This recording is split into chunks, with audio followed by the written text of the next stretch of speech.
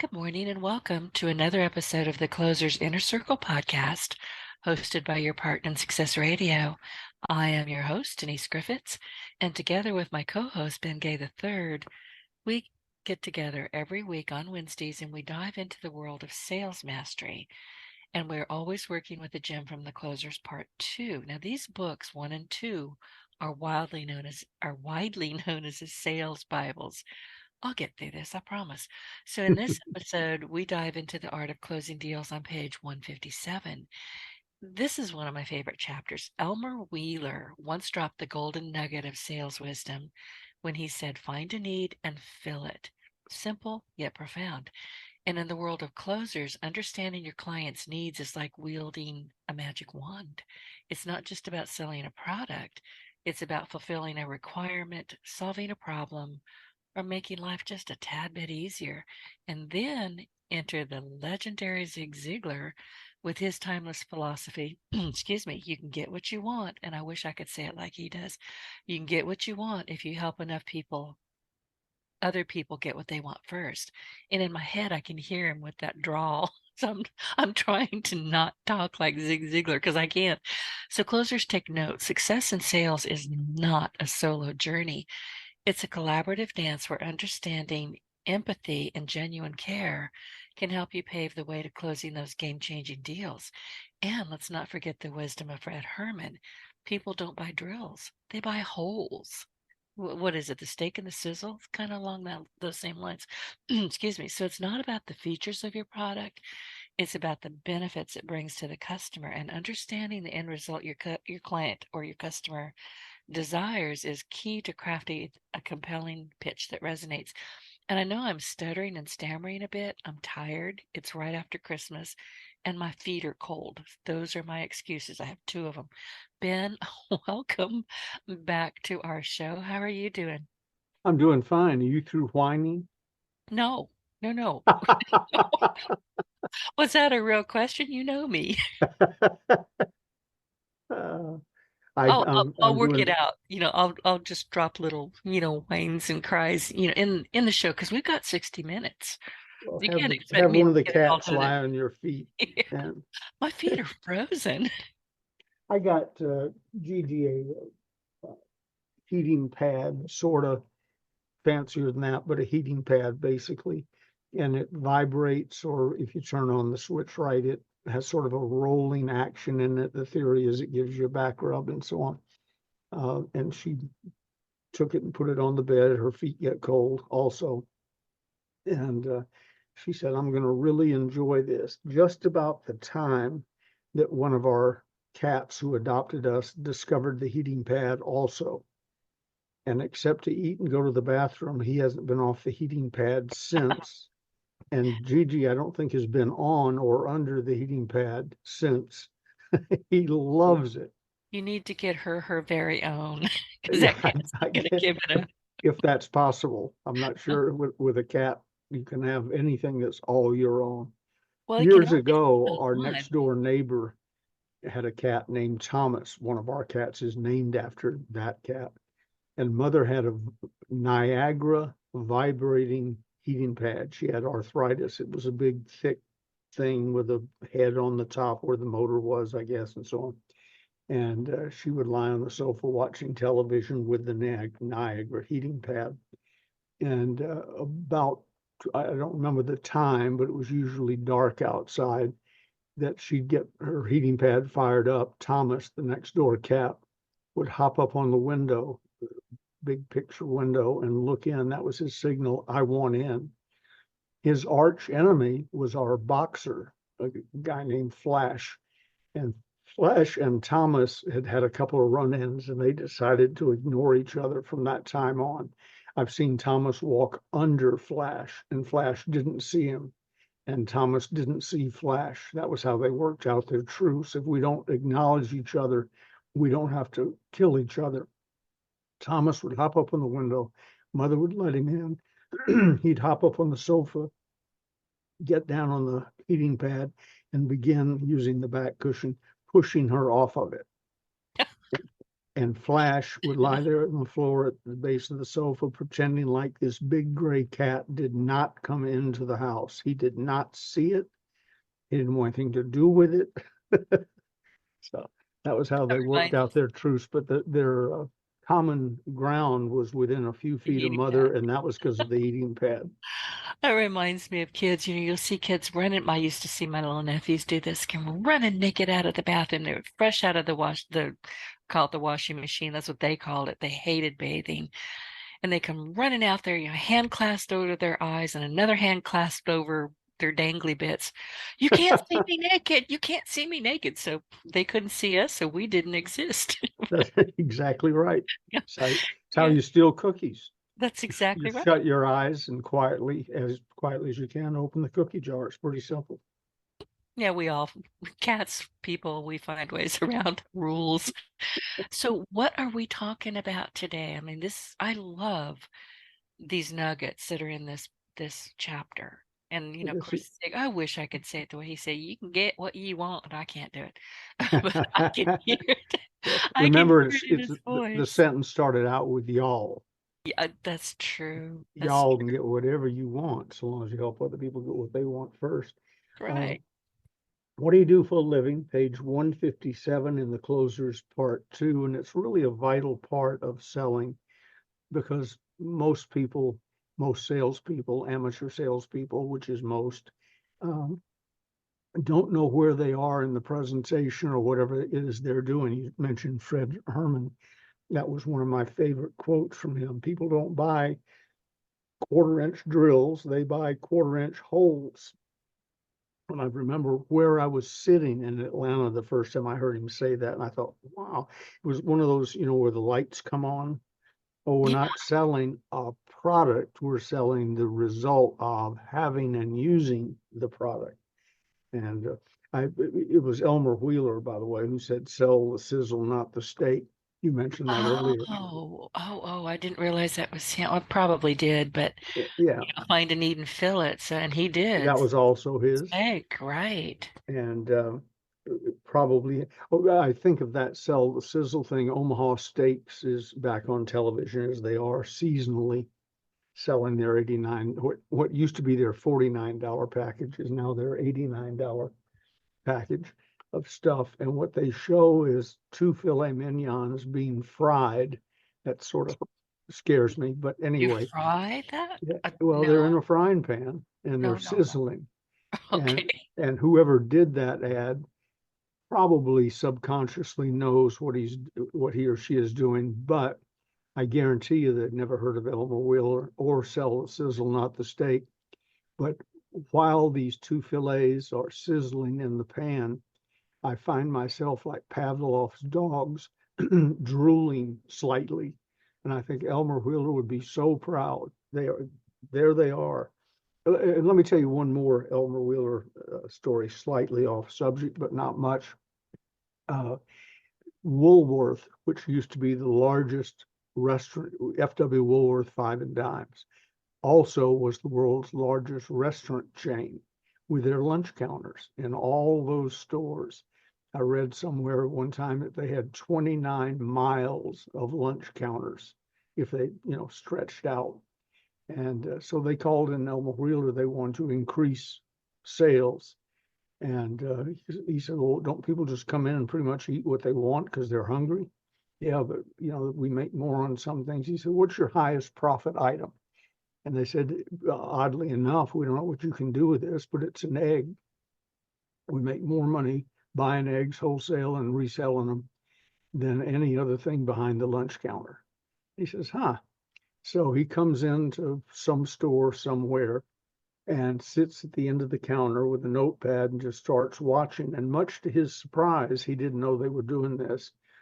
Uh, People would come in, not everybody, but enough where it caught his attention. And they'd say, I'd like a milkshake, please, with an egg in it. And he'd never heard of that, but it apparently was an option. So the lady would reach under the counter. They had those circular, it'd be straight for about 5 feet and then go out in a big circle and then straight again, a big circle and so on. Underneath the counter at the tip of the circles were eggs. And so he asked one of the ladies, what is with the egg thing? She said, well, some people, it thickens the milkshake and they just really love it. Other people can't stand the thought of eating a raw egg, no matter how well it's blended. And so we don't sell a lot of them, but it works pretty well. And he says, fine. So he goes back to corporate and he says, okay, here's the deal. Have every waitress make sure there's always eggs under her serving area, not sometimes, always. And whenever anybody orders a milkshake, she reaches under, and he showed them how to palm it. She reaches under and palms 2 eggs and holds them up in front of the customer and says, 1 egg or 2. And Oh, enough people who would never alternate choice close, but it's also an assumptive close. Um, Enough people who'd never thought about having an egg or never had one said 1, sort of like I'll give it a try. Enough people who had 1 had never thought of having 2 said 2. And he, with that little phrase, at F.W. Woolworth's Five and Dime, created a temporary, several months long egg shortage in the United States. And it became no the idea. most profitable item other than the jewelry department that Woolworth sold. And see, when you said eggs, I thought, well, boiled eggs, like you see those eggs in a jar. Yeah, yeah. Yeah, Oh, I didn't even think about raw eggs. I was a bartender briefly in my wayward youth and on the count in a dive bar type thing in St. Petersburg, Florida, when I was in the Coast Guard. And on the counter in those big, I guess, 2-gallon glass jars were uh, pig's feet in, Oh, yeah, God. that was sort of my reaction. I don't think I ever served one. I didn't make eye contact with them. And pickled hard-boiled eggs all in the same type of presentation. Those people actually ate, and it didn't bother me, although the smell was a little interesting.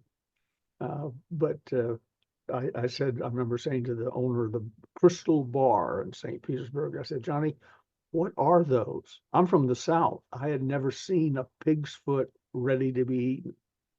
He said, well, those are pig's feet, man. Haven't you ever had one? No. You want one? No. I've had plenty of pork. I've had sausage. So since I've had sausage, I've had pig's feet. But they didn't look like pig's feet when I was eating them. But anyway, 1 egg or 2, an assumptive alternate choice close was so effective, it created a national egg shortage until the farmers caught back up. What year was this, more or less? I knew the story in uh, like the early 60s, so it probably happened before that, obviously. I'm guessing the mid to late 50s. I'm going to have to go look that up. That is apt. I mean, that's fascinating. And I don't think Woolworths is even still around, are they? I don't believe so. I don't either. But they were really something in their day. I can still, you said Woolworths, and I could smell it. Cheap perfume and popcorn as soon as I you don't think walked into the store. And most of them had wooden floors because they were old then. right, Uh, right. but they were, if you want to learn how to sell something, you go to Woolworths and just stand there quietly and watch. They were really something. Forerunner to Kmart and Walmart and all those uh, now giant stores. Don't you wish we could go back to some of that? Yeah, we have somewhere around here, we have an FW Woolworth in one of the little small towns, complete with the wooden floors and all. And I said to the owner, manager, whatever he was one day, I thought uh, you guys were out of business. And he said, they are, but there's no one left to tell us to quit. Oh, So he never took down the sign. It was like to him, it's like it never happened. well, good for him. Does does he have a what do you call it when you go and you get an ice cream, like at the ice cream bar or whatever you Yeah. call uh, it. I can see where it in they my scoop head, but I out and don't. hand it to you. Yeah. Yeah, yeah. I don't really remember if he did or not, but I remember walking in. It was like stepping into a time machine. Cheap I bet. perfume, popcorn, wooden floors, and things considerably less than they were other places the day I was there. It was Right. really a step back in the time machine. Oh, I would move in. I would just park my car and live there. Like, can I use the bathroom? Okay, gotta go. I'll be back. I would love to find a store like that. I don't like shopping. I never have. It's just not something that I've enjoyed. So, when all of a sudden I realized that I could order everything, including my house, online, I was like, okay. But every once in a while, you want to find a place like the one you just described and Mhm. just kind of walk in and take a deep breath. Yeah, and Amazon and places like it win so much business. We don't, in the beginning, go back X number of years, we never bought anything from Amazon, and I never intend to. And then one day I needed something, hearing aid batteries or something, and our local store was out of the drugstore we go to was out of them. And the guy behind the counter said, "You might try on Amazon." I'm not sure I even know how to do that, but I did. And the batteries were, well, I'm guessing 50% less than they were at the drugstore. And they promised to have them to me in 2 or 3 days, which they did. And I slowly but surely wandered off in the Amazon jungle in that, and we sell the closers there too. Uh, Right. the I would prefer to shop locally. We know almost every store owner in Placerville. Gigi, I guess, knows them all. They'll say open in the last 60 days or so. Some of them are 150 years old, and she knew their grandparents, and they knew hers, and so on. So I prefer that kind of shopping, inconvenient though it sometimes is. But the way they lose me is it only takes one time to discover that Amazon can have it here in 2 days for less money. And that item then tends to move off of the local list. Now, I know a little local store can't carry everything, but there's probably 10 or 15 things now we get exclusively from Amazon because they weren't available when I wanted them at a local store. And you can have subscriptions so they show up, you don't even have Yeah, to remember that they're yeah, coming. They just show up at the door, yeah. which is very convenient. So anyway, let's get back to know what you're Yeah. selling or what do you do for a living. Uh, the answer to that question, which is hanging in the air, is you solve problems. And every time I hear a sales trainer say that with no follow-up, and I watch people, oh, here we go, solve problems, set goals. We're going to hear the same stuff again. It's a little deeper than that. One, you solve obvious problems. Two, where they're not obvious, you create or point out problems that people didn't Like even with the know. eggs, I would have never thought of that. Yeah, people don't know they have the problem until it's pointed out to them, and then of course exaggerated a little bit. They can't wait to solve that problem. I used to sell Foley quad cut lawnmowers at Macy's in Atlanta, and what it was 4 blades under the deck. The deck looked like a boomerang, and it, cut a 42-inch swath instead of the biggest rotary lawnmowers back then. I assume it's probably still true. Cut a 36-inch swath. So I immediately, with my quick little brain, figured out 6 inches wider every time you make a run down the lawn times X number of runs. And I worked out some figure in my mind. So it's 20, you walk around your yard 20% less and so on. It turned out the Foley quad cut had some other problems, but that wasn't the point at the time. I created a problem in people's mind. You're walking too many times around the yard where with the Foley quad cut, you wouldn't have to do that. Well, that's fine. I need that. And my lawnmower at home is working just fine, but I want the Foley quad cut anyway. And sold a whole bunch of them. And I said later that I discovered some problems with wet grass in the south, and each blade was run by a separate rubber band, for lack of a rubber belt. And so they would slip, and that beautiful manicured cut I was envisioning when I was selling them sometimes was a little ragged. And I went out to the warehouse one day, and stacked over in the corner in the repair department was probably half of the Foley quad cuts I had sold, because they were in to be tightened up or this or that because the blades didn't really work. But the concept, the original concept, when I was operating out of ignorance, was we have a problem. You're spending too much time in the hot sun in Atlanta walking around the yard, where with a 42-inch swath, you would walk less, you'd be out in the heat less, etc.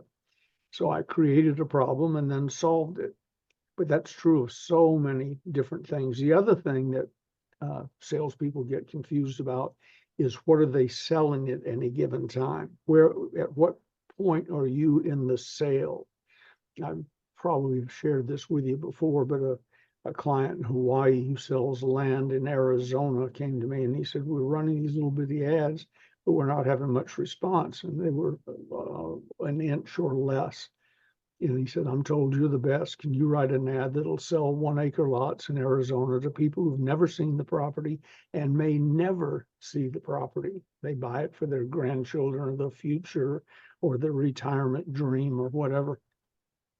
In 1 inch. I said, no, I can't. And he says, what? I was told you could sell anything to anybody. I said, well, that may be true, although I wouldn't. And two, I can't sell anything to anybody in a 1-inch ad. What I can do in a 1-inch ad is know what I'm selling at any given time. And what I'm selling then is to get them to call us. Well, I don't have enough operators for that, and I don't want to hire all those people. I didn't say talk live. In fact, the ad to get more people to call will be, so sale one is get them to call. It's not sell them property. Then the job is to get more of them to call. So I said, call toll free to hear a recording about this opportunity. When they realize they're not going to talk to a live operator and be badgered into doing something they don't want to do, more people called. When they called, I wrote a script, but I actually wound up narrating it. I come on the phone and encourage you to leave your name, address, and phone number. And back then, I'm not sure email was a factor, but whatever. Name, address, and phone number, so that we can send you a free package, including a color brochure about the property. Said, so there was selling a property. I said, no, we're trying to get their name, address, and phone number so we can get the packet in their hand. Now, with the packet in their hand, we're starting to sell property. And that's 3 steps deep. We've already made 2 sales to get them this far. This is the 3rd step into the jungle. And there we get their name, address, and phone number and mail out the package, complete with a dynamic sales letter that I wrote and a beautiful color brochure that they already had, and a description of what goes on when you join their community and so on. And then we sell the property. Well, he had, I'm making up numbers, I don't remember, 1,000 lots or acres. Was having a very difficult time selling it. Less than a year later, he had to go buy more property to sell because we were selling so much. The difference was I knew what I was selling at the time. Phone call. Give me your name, address, and phone number. Here's the brochure. Here's the property. Sign up. Then we go to the 4th step. Since you don't want to live out here all by yourself with people you don't know in the beginning, give me your friend's name, blah, blah, blah, and you get a referral fee for doing that. So now we have salespeople working for us who started out as property owners. Again, another step in the process. But you have to know what you're selling and when you're selling at all times. And what you're selling, back to the original concept Fred Herman taught us, you're not selling 1/4-inch drills. Nobody wants a 1/4-inch drill. They want 1/4-inch holes. Nobody wants an acre of desert land in Arizona that they're probably never going to see or visit. What they want is they want to buy hope. We know we're retiring. We know what we're leaving our grandkids. It's not much now, but it will be in 20, 30 years, and so on. So knowing what I was selling, at what point I was selling it, I turned into booming realtor. Not really, I wasn't licensed or anything, but I turned into a booming realtor and sold the better part of 1,000 lots to people I'd never met and who never saw the property, and most of whom would probably never see the property. But we were selling hope and the future.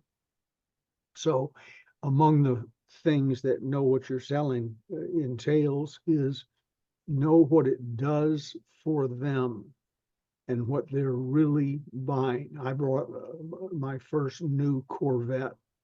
I bought in 1972. I didn't have a place to park it because of a couple of Cadillacs and a Mercury something convertible that my wife had at the time. But I bought it to look cool. A 1972 Corvette, the last year they put the chrome bumpers on it, was cool. I'm showing my age using that word, but I'm sure somebody can translate for our younger people. Well, And Corvette and cool, those do go together. all right. I drove it through San Rafael, California. American Graffiti was shot on this street in my Corvette, T-top off. It was a T-top Stingray, and people were waving at me. I mean, I'm just driving down the street. They never waved at me in any other car I had.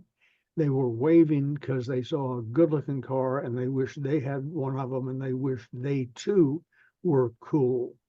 So that's the reason I bought it. That's the reason Herc, who I've talked to you about before, sold it to me. He even said, drive it down and see the reaction. You really look good in this car. And of course, from the outside, you couldn't see that it was an automatic with power windows, power seats, and everything. It was a good-looking Cadillac, was what it was.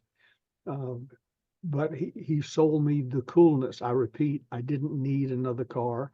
I technically, without moving some stuff around, didn't have a place to park it at home. But he figured out what I would probably want. My ego was big enough where and then I had a 236-pound St. Bernard, just short of the world's record. And you put Caesar, was his name, in the passenger seat with the T-top off. So he's looking over the top of the windshield. You put him in the car and drive down the main drag in San Rafael, California. You are really cool. I'm picturing it. Yeah. I'm also picturing you hitting a wind and him slobbering all over Yeah, everything. that was also a problem. I bet. As my wife, Marcia, who's passed away, but as Marcia used to say to visitors, don't worry, it dries clear. I don't know when. It wasn't while they were still at our house, but maybe when they got home, it dried clear. But those were, I'll have to admit, I love dogs. I love St. Bernards, etc. But I got Caesar because he was a perfect addition to the big house up on top of the hill. Oh, but he didn't care. You loved him. Oh, yeah, yeah. But my motives were questionable in the beginning. And the lady who sold me, she bred St. Bernards, the lady who sold me the St. Bernard was big on, you won't believe how much attention you'll get when this little feller gets up to his full weight. She didn't know how big that was going to be either. But when he gets up to his full weight and people will come out, and I said, is it like a chick magnet? She said, exactly. Give I me bet your 5. wife loved that. I had Great Pyrenees at one point in my life, and I found out very quickly to scoop poop, you needed a shovel. Yeah. So there was no walking around with a little plastic bag. That wasn't going Oh, to I can't imagine that. do. Caesar was before plastic bags, So and is mine. we lived on a lot of property. So I don't even know where he went, nor did I care. He did another cute thing. He liked to go in the neighbors' garages and steal things like rakes and shovels and so on. Well, he was a And working dog. yeah, he would proudly bring them home, followed frequently by a neighbor. Can I have my shovel back? But again, conversation piece. What are you really selling? What are you really getting out of it? And it frequently is not why you bought it. Joe Sugarman down at the bottom of that chapter on page 162 says every problem has hidden with it an opportunity so powerful that it literally dwarfs the problem. The greatest success stories were created by people who recognized a problem and turned it into an opportunity. Remember, they used to say about Bill Gates when Microsoft started going, he was selling the software, but of course the computer was a necessary component of that. People would say he has a solution in search of a problem. The world had gotten along just fine for thousands of years without a personal computer sitting on your desk. And a lot of people didn't think it was a necessary solution. So he created the problem, magnified it, and then sold you a piece of equipment and software to solve the new problem. And they keep on going. Listen, I'm over on page 160, and I'm going to kind of paraphrase here, but you were talking about in this is a long chapter, y'all. So grab the book and read it and then mark it up, make your sticky notes on it because there's a lot of information in this chapter. But when you start at the end of 159, it says, what does each level of problem solving understanding bring you in the way of income? And in your years of observation, Ben, it would lead you to believe that it's something like if you can only cure the easy to spot problems, you can only earn about 30% of the money that could be made. But if you can move yourself up to the category of salesperson who sees and solves the less obvious problems, you'll start making about 70 to 75%. That's a big Absolutely difference. right. Yeah. And it Big referred in that difference. paragraph you were quoting from earlier. It says what you're going to be dealing with. You're like a scavenger fish that follows sharks and whales around, eating the scraps and droppings, that's being polite, of the big guys. They may never starve, but they'll always be close to it. And that's the difference. I've sat down with salespeople, some I trained, some I didn't train, and have me going, wow, as in I didn't know I had that problem. And by the time they got through explaining it, I couldn't live without the solution to that problem. And so we had a blind guy. I don't mean blind, he couldn't see. Blind sells blinds that you put in your window, wooden customized things. He's now in the wine, for real, the wine, WINE business nearby. But the Hey, I first time saw he, what you did there. I'm telling your wife. the first time he came to his house, I was just amazed. As most husbands, I was fine. We had blinds on all the windows, those little thin metal things, and they kept the light out and people from peering in and so on. I was a happy camper. Gigi decides we need new blinds. And I put up a little token resistance, and that was a waste of time. So pretty quick, Mike is on our doorstep, and I open the door. I do not have a problem. I don't want him there. I don't need blinds. And he walked in. He says, "Hi, I'm Mike Owens." Shook my hand. "You must be Ben Gay." "Yes." "And this is Gigi Gay." "Yes." "All right, let me see." Didn't sit down, didn't put, I guess he dropped his briefcase somewhere, but he said, "Okay, show me the windows I'm here to fix." That was an interesting Oh, word. There wasn't anything yeah. wrong with them to start with. "Show me the windows I'm here to fix." And he starts off down the hall. I guess the theory is there's got to be windows down here. So rather than have them figure out where to start, I'll just go to a window somewhere. And I think he went in the kitchen first, and he pulls out his measuring tape, and he starts measuring windows, and then he goes to one of the bathrooms and then the bedroom and so on. And he said, "Let me recommend something for you.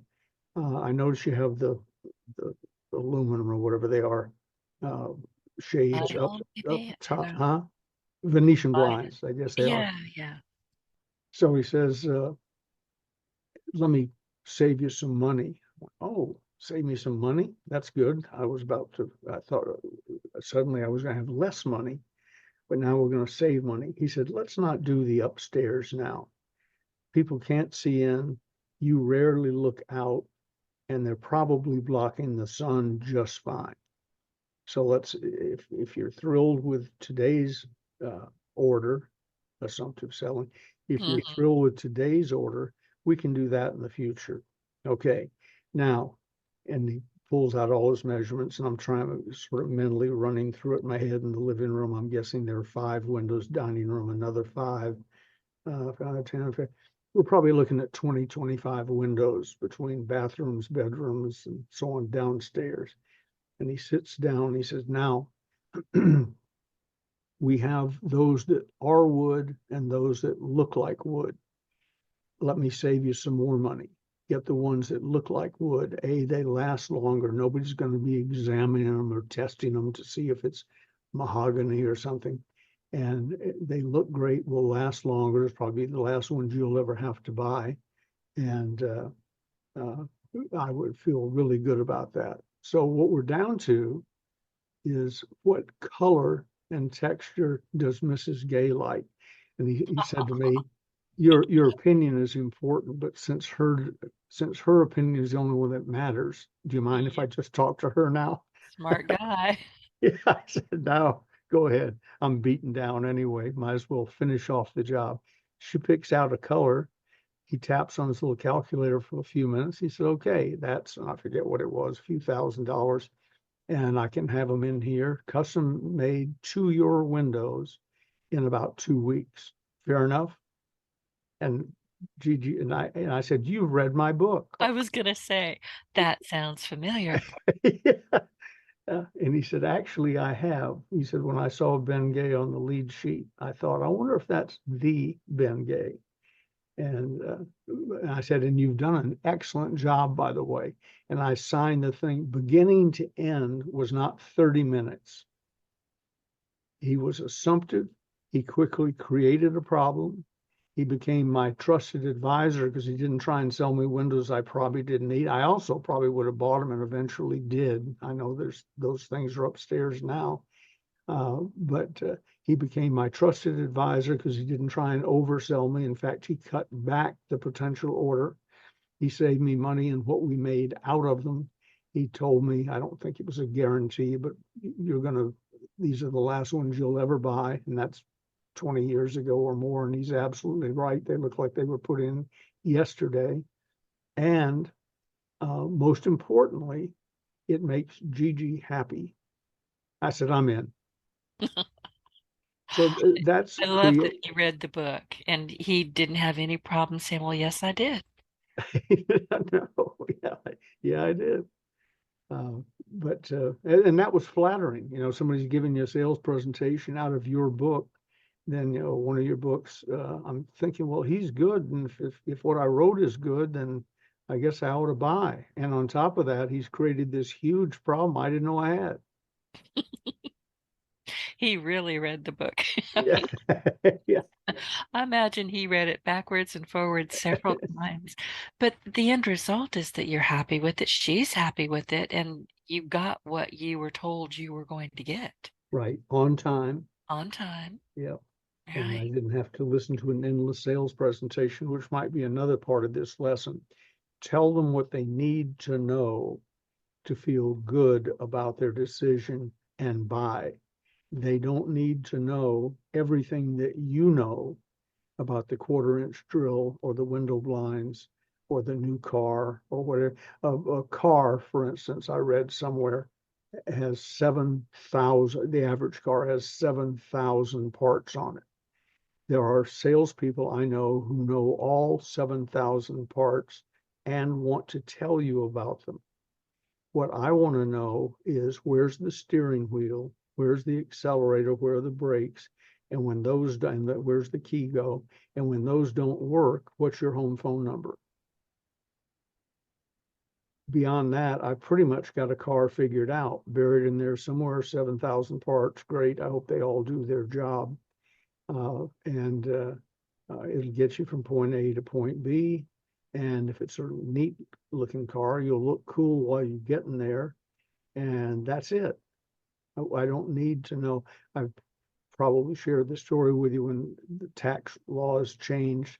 And if you bought a car that weighed 6,000 pounds, then you could write it all off instantly. You didn't have to depreciate it. It was like buying a ream of copy paper at the office supply store. Instant write off of the whole amount. So I called my local vice president in charge of cars, and Dick Clark. And I said, Dick, you have any cars over that weigh 7,000 pounds? I'm doing more seminars, taking inventory with me, so I need a bigger car, but it's got to be 6,000 pounds. And he says, oh, yeah, that's that new tax deal. He said, we have two, the GMC Denali XL and the Toyota Sequoia, I think it was called.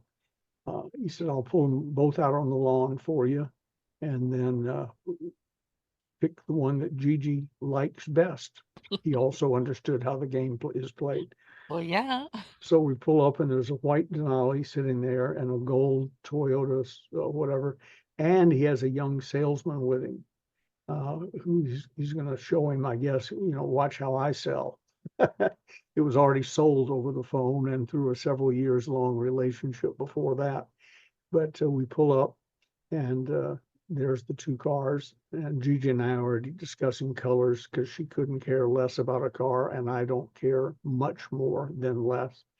And she sort of liked the white one. So we get out, and the guy says, now, let me show you some stuff. And he raises the hood and starts moving around. Then we'll do the test drive.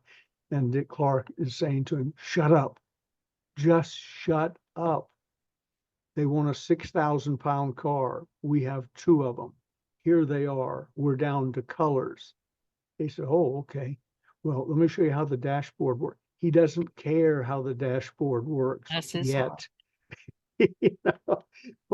So finally, the young man shut up, and Dick Clark turned to Gigi and said, gold or white? And she said, I like the white. And he says, I'll write it up. Now I had a 6,000 pound car for tax purposes. And I needed some room to haul inventory to West Coast seminars with us. Beyond that, and Toyota, I'm sure, makes a fine car, and GMC makes a fine car. We're now down to what color does Gigi like? And when she said white, that solved that problem. Everything else was nonsense. It was problem solving. You want a 6,000 pound car? Here it is. You want white or gold? White, here it is. And then Dick said, Ben, you already have my phone number, but let me show this young man. He took out a new business card, wrote his cell phone number on the back, and said, if anything ever goes wrong, call me. Another problem solved. I don't have to wonder, how do I get it fixed when this tank breaks down, which it never did. Punchline to that, my brother-in-law, who's a real car guy, he listens when he and my sister are going somewhere. He listens to NASCAR races on the radio. Oh, ouch. I would take a different car. Yeah, one that I was driving, and he could follow along behind if he wanted. But anyway, I said, Arnold, I got a Tahoe XL Denali something. There was something else to do with it, the big heavy one. And he said, Ben, he's Southern. He said, Ben, what you got is a Chevrolet with Denali written on the side. It's a land yacht, is what it is. We call those But big boats. it brought me back to earth. I did not have a Denali. I had a Chevrolet with Denali written on the side. That's exactly right. But and I wanted to ask you, Ben, when this young man, I don't know if he stayed, did you ever follow up to see if he learned any lessons, from The automobile salesperson? yeah, the young guy, did he learn any Yeah, I sort lessons of. and I kind wasn't of really follow doing. along?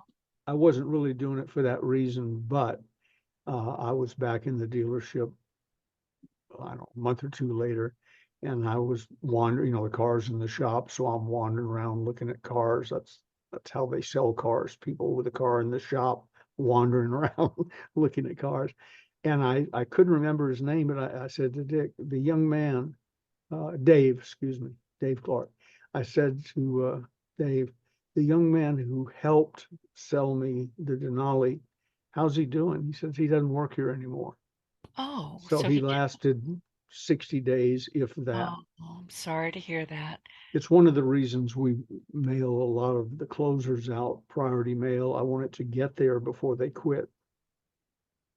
Well, yeah. I mean, and in this chapter in particular, I mean, if he had paid any attention at all to two fine salespeople standing in front of him, it was a done deal. All you had to do was pick the color. There were no questions to be asked other than which color do you want. So what I'm hearing from your description of him is that he was just so hell bent on, going through the drill that he just didn't stop and listen. Yeah, he just came out of training and he Oh, wanted to share everything he had learned in one big information dump on me. And I'm sure if he stayed in selling of any kind, slowly he dialed that back. I asked J. Douglas Edwards one time, because he was always talking about develop a closing instinct. And I said, how does one develop a closing instinct? He said, close too soon and too often. It's easier to back off of too much than it is to add on because you're not doing well. So I found some wisdom in that, and I was guilty of it. It helped me in two ways. One, it taught me how to explain it to other people. Two, it taught me how to start dialing back. Because when we were recruiting, for instance, into Holiday Magic Cosmetics, multi-level marketing company, biggest in the world at the time, uh, I'd been through training, went through with Zig Ziglar and several other heavyweights that went on to become heavyweights in selling. And I was going to tell you everything I knew about the marketing plan and the cosmetics and so on. All you had to do was just sit there and shut up and let me talk. Uh, a cute story from that era. My sponsor, Bill Dempsey, one of the great salespeople of all time.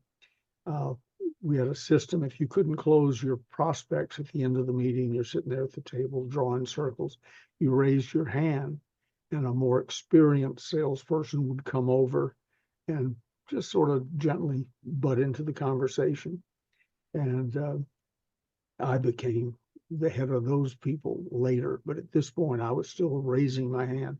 Dempsey came over and he says, "What's going on here? Who are these lovely people?" And I introduced everybody. And then he sat down and he said, I see by Ben's notes, you're at this point. Let me share a couple of things with you. And then he starts in, and I said, "Yeah, that's right. And here's something else you need to know." And Dempsey did the slow burn head turn towards me, waited for me to shut up, and then turned back to the prospects and picked up at the next word and what he was saying. And he didn't go 30 seconds before I said, "Yeah, Bill, and tell him about this and tell him about this." And so on. And I did that 3 or 4 times. Finally, Bill stood up, straightened up his cufflinks. He was very dramatic. Took a long time to do it. Straightened up his cufflinks. He said, "I'm sorry, Mr. and Mrs. Zwicky," or whatever the names were. Uh, we have a system here. When a young, new, inexperienced salesperson can't close his prospect, he raised his hand. He raises his hand because he doesn't have the skills to close you. That's why I'm here. Ben raised his hand. Now, since I got here, Ben apparently believes he does have the skills to close you now. So I'm going to let him do that. Have a good evening. And walked away from the table. And I'm sitting there. These two are staring at me. I'm confident, I don't really remember, but I'm confident they didn't join the business that night no, because of it me. ain't so. But what, and here's, I mean, two things are going through my head while you're recounting that. One, a lot of people would just said, "I'm out of here. I'm going to go pump gas. I'm not going to do this. I mean, I'm not going to be humiliated like this. It's not me." They would just leave.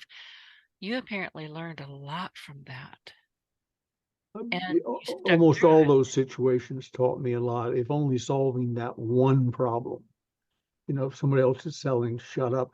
When I take people on, if I'm training for a company, I take somebody on a sales call or something.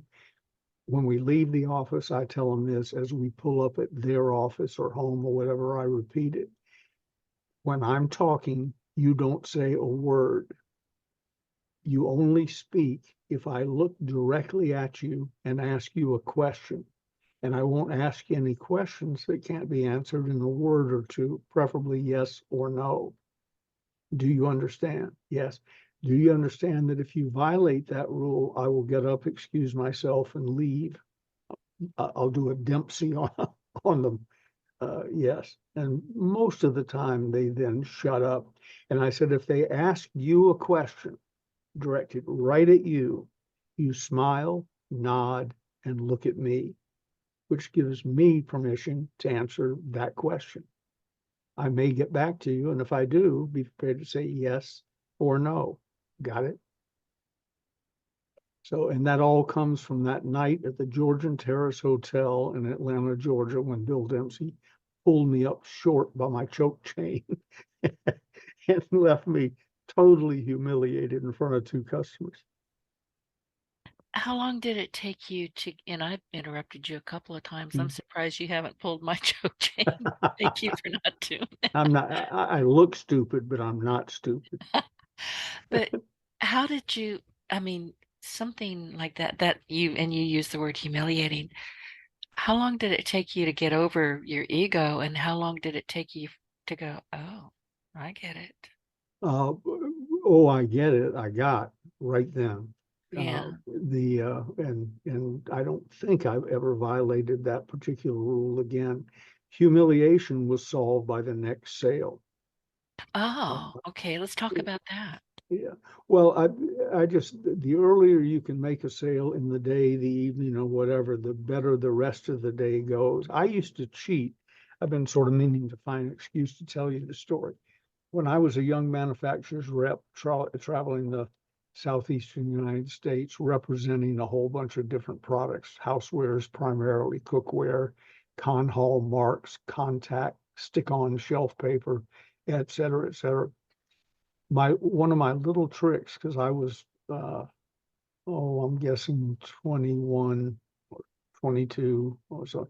I sometimes had a hard time checking into a hotel or motel because they want to make sure I was old enough, and did my parents know where I was. I weighed 142 pounds, still had remnants of acne, and I had a flat top. So I Oh, was, you were cute. yeah, that's one way of phrasing it. Uh, Uh, but when I would get up in the morning at the hotel, or I keep saying hotel, they were motels that I stayed in. Upscale was Howard Johnson's, downscale was whatever had a light in front. And I'd get up early and I would go to F.W. Woolworth or Kresge or H.S. Kress or one of the dime stores. We had a deal with them that for contact, we sold them some other stuff too, but contact, stick on shelf paper. They all had a huge four-sided rack of the paper in every one of their stores. And if a salesman came in, me in that area, and took inventory and said, here's what you need, the manager just signed off on it. So I would get up early. Let's say my first real appointment was at 9 o'clock. I'd be in a FW Woolworth store at 8, counting contact shelf on paper and writing up an order and taking it to the manager. So that wasn't that he would have probably ordered it if I hadn't come by when somebody pointed out that they were out of XYZ pattern. Uh, it was to get an order in my pocket, in my inside suit coat or sport coat pocket, so that when I made my first real sales call of the day, I had the confidence of a person who's already written up an order this morning. Now that sounds goofy, I know, but no, I'm it telling you, doesn't. it worked. For me, it worked. Well, you start as you mean to go on. Yep. Yeah. And it gave me that attitude of I want your order, but I'm not going to miss a meal if I don't get it. I already have an order in my pocket. And if you don't buy, next, I'll go on to somebody else. But I already got one. And a few times I'd be driving past a Kresge or one of them was the forerunner to Kmart, but be driving by a store and let's say the day wasn't going real well. I'd pull into the store and write up another order. So when I called on another important customer, important meaning larger order, I now had two orders in my pocket. And Well, it's a mental thing. I mean, now yep, you've got the confidence. It might be small, it might have been easy. There was no real brain work going to it, but you've got the confidence. You've done part of your job already. and you can drop that in. I Right. was calling on a customer earlier today, and when he was signing his order, he said, so I'm saying to the current customer or prospect, I write orders. This isn't my first rodeo. It's not Mm. even my first rodeo of the day. And it's like when I said to you a few days ago, a couple of weeks ago, uh, I have a small circle of friends all over the world, Hmm. and you caught me on it. I But did. that's sort of the attitude that I've always had with customers. I'm doing fine. You're not holding it out in front of me like a carrot in front of a rabbit. Uh, I've written orders today. I've written hundreds of orders this month. I'm doing fine. And it gives you the strength. It did me. Some people listening to this might be saying, oh, I don't need all that. Maybe you don't. I did. And it made me a lot of money. Selling 4 rolls of contact stick on shelf paper might have solidified a $50,000 order 10 minutes later. Well, it's mental. It's not really, I don't want to say mental gymnastics, but it's mindfulness. I mean, you're mindful about how you're showing up, how you're presenting to yourself. Yep. And that's important. Listen, we Well, are, at the risk of like I have some control over this show, which listeners should understand, I don't.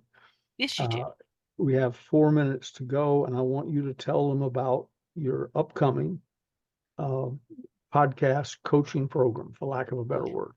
We are still working on that. We're at the final run. I'm excited about it. It's the new year is coming up. And you've heard me say this before, Ben, like I am a marketer to some degree, but these days, podcasting really is marketing 101. It's a way to get your voice heard. It's a way to talk about your business. It's a way to share whatever is going on in your industry. It's a way, if you're an author, to get on shows like mine and talk about your books. It's marketing 101. And more people have discovered that they need to get their voices heard. So we're just on top of it, and I'm really excited. I was hoping for this week, and really it was not realistic because, Christmas, New Year's, but come New Year's, I'm telling you, it's going to be out there and it's going to be a lot of fun, and it's going to be very important for a lot of people. And Ben, where can people find your mentoring program and the closers, the sales Bibles, the closers?